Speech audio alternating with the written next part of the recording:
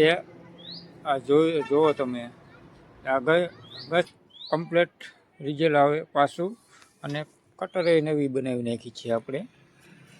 તમારે નવું કલર આવ્યો હોય એવું રિઝલ્ટ આપે. તો તમારે આટલું કરવાથી કટર અને આ સળિયા બદલાવી નાખવાના.